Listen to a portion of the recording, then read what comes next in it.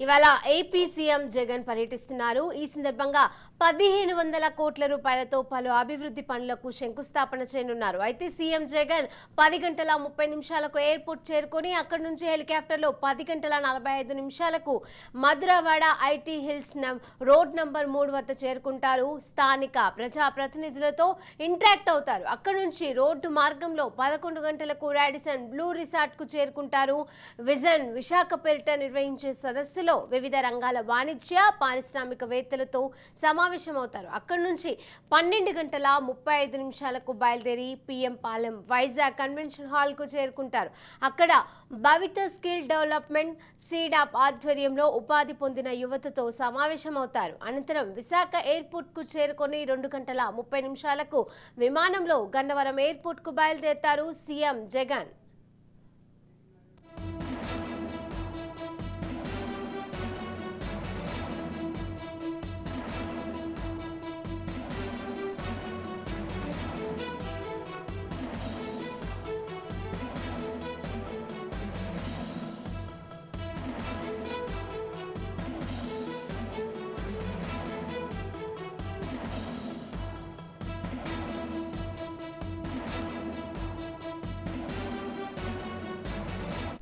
ఇవాళ AP CM Jagan పర్యటించనున్నారు.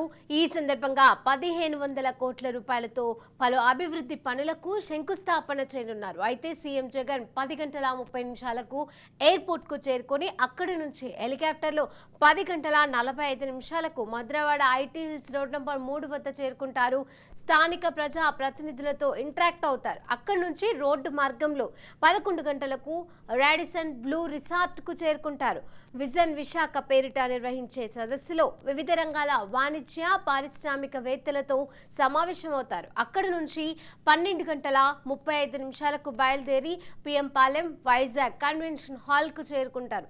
అక్కడ భవిత స్కిల్ డెవలప్మెంట్ సీడాప్ ఆధ్వర్యంలో ఉపాధి పొందిన యువతతో సమావేశమవుతారు. అనంతరం విశాఖ ఎయిర్పోర్ట్ కు చేరుకొని 2 గంటల 30 నిమిషాలకు విమానంలో గన్నవరం ఎయిర్పోర్ట్ కు బయలుదేరతారు సీఎం జగన్.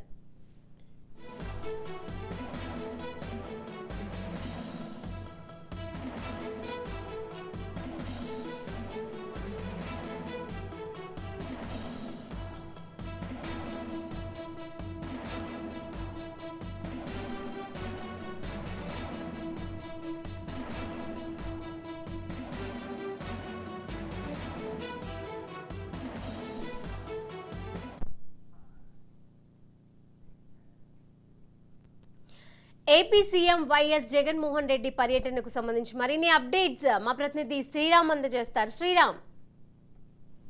రాష్ట్ర ముఖ్యమంత్రి జగన్మోహన్ రెడ్డి ఈ రోజు విశాఖ పర్యటనకు సంబంధించి ఏర్పాట్లన్నీ కూడా పూర్తయ్యాయి. 10:30కు తాడేపల్లిలో బయలుదేరి ఆయన విశాఖకు చేరుకుంటారు. ఇక్కడకు చేరుకున్న వెంటనే ఆ మధురవాడ ఐటీ హిల్ నెంబర్ 3లో ఏర్పాటు చేసిన హెలిప్యాడ్ వద్దకు ఆయన విమానాశ్రయం నుంచి చేరుకుంటారు. అక్కడి నుంచి రోడ్డు మార్గం ద్వారా స్థానికంగా ఒక ప్రైవేట్ హోటల్లో ఏర్పాటు చేసిన విశాఖ విజన్ కార్యక్రమంలో పాల్గొంటారు. ఇప్పటికే 2000 మంది పారిశ్రామికవేత్తలు విశాఖ చుట్టుపక్కల ఉన్న వారితో పాటుగా రాష్ట్ర వ్యాప్తంగా ఉన్న పారిశ్రామికవేత్తలను కూడా ఈ సమావేశానికి ఆహ్వానించారు. ఇందులో భాగంగా విశాఖలో ఎటువంటి అభివృద్ధి చేస్తే భవిష్యత్తులో మరిన్ని అవకాశాలు పెరుగుతాయి, అలాగే ప్రస్తుతం ఉన్న వనరులు ఏంటి, వీటిని ఏ విధంగా ఎన్హాన్స్ చేయాలి అనే అంశాలన్నింటిపైన కూడా ముఖ్యమంత్రి పారిశ్రామికవేత్తలతో ప్రత్యేకంగా సమావేశం అవనున్నారు. వాళ్ళ నుంచి సూచనలు సలహాలు కూడా తీసుకోనున్నారు. ఇప్పటికే భారత ప్రభుత్వం విశాఖను ఒక స్పెషల్ ఎకనామిక్ జోన్ కారిడార్ గా దేశంలో ఎంపిక చేసిన 3 ప్రాంతాల్లో ఒక ప్రాంతంగా ఎంపిక చేసింది. ఈ కోవలో విశాఖ భవిష్యత్తులో పూర్తి స్థాయిలో కూడా రూపురేఖలు మార్చుకొని ముంబై లాగా మారుతుందని ఎకనామిస్టులు అంచనా వేస్తున్నారు.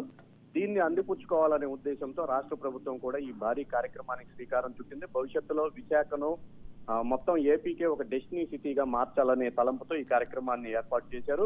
ఈ కార్యక్రమం ముగిసిన తర్వాత వి కన్వెన్షన్ సెంటర్ మధురవాడలో ఏర్పాటు చేసిన మరో కార్యక్రమానికి ముఖ్యమంత్రి హాజరవుతారు. ఇక్కడ భవిత పేరుతో ఒక కొత్త కార్యక్రమాన్ని సీఎం లాంచ్ చేస్తున్నారు. ఇప్పటికే స్కిల్ డెవలప్మెంట్ పేరుతో నిరుద్యోగులైన యువతీ యువకులకు అవసరమైన శిక్షణను ఇస్తూ వారికి ఉపాధి కల్పించే కార్యక్రమానికి శ్రీకారం చుట్టారు. ఈ కోవలోనే విశాఖపట్నాన్ని ఈ స్కిల్ డెవలప్మెంట్ సెంటర్ కి హబ్ గా మార్చాలని కూడా రాష్ట్ర ప్రభుత్వం నిర్ణయించింది. ఇందుకోసం ప్రత్యేకంగా ఈ స్కిల్ డెవలప్మెంట్ కార్పొరేషన్ పరిధిలో ఉపాధి పొందిన విద్యార్థులందరితో కూడా ముఖ్యమంత్రి ముఖాముఖి నిర్వహించనున్నారు. ప్రధానంగా ఈ స్కిల్ డెవలప్మెంట్ వారికి ఏ విధంగా ఉపయోగపడింది, ఇంకా దీనికి సంబంధించి ఏమైనా అప్గ్రేడ్ చేయాలా అనే అంశాలను కూడా ముఖ్యమంత్రి వారితో చర్చించే అవకాశం ఉంది. మరోవైపు ఈ భవితా కార్యక్రమం ద్వారా భవిష్యత్తులో పేద విద్యార్థులు, ముఖ్యంగా పేద విద్యార్థులు పై స్థాయికి ఉన్నతంగా ఎదగటానికి ఎటువంటి చర్యలు తీసుకోవాలనే అంశాలపైన కూడా ఈ సమావేశంలో ఆయన ప్రధానంగా ప్రస్తావించే అవకాశం అయితే ఉంది. ముఖ్యమంత్రి పర్యటనకు సంబంధించి ఏర్పాట్లన్నీ కూడా పూర్తి చేశారు. ముఖ్యమంత్రి తిరిగే 2 ప్రాంతాల్లో కూడా కట్టుదిట్టమైన భద్రతా ఏర్పాట్లు చేశారు. నిన్నటి నుంచి కూడా పూర్తి స్థాయిలో ఆ ప్రాంతాలను పోలీసులు తమ ఆధీనంలోకి తీసుకున్నారు. ఎంపిక చేసిన పారిశ్రామికవేత్తలు అలాగే ఎంపిక చేసిన విద్యార్థులే ఈ సమావేశానికి హాజరయ్యే విధంగా కూడా ఏర్పాట్లు చేశారు. ముఖ్యమంత్రి వచ్చే సమయంలో, వెళ్లే సమయంలో కొంత ట్రాఫిక్ ఇబ్బంది కలుగుతుంది కాబట్టి ప్రజలు కూడా కొంత సహకరించాలని కోరుతున్నారు. మొత్తానికైతే ఏర్పాట్లన్నీ కూడా పూర్తయ్యాయి. Right, thank you Sriram.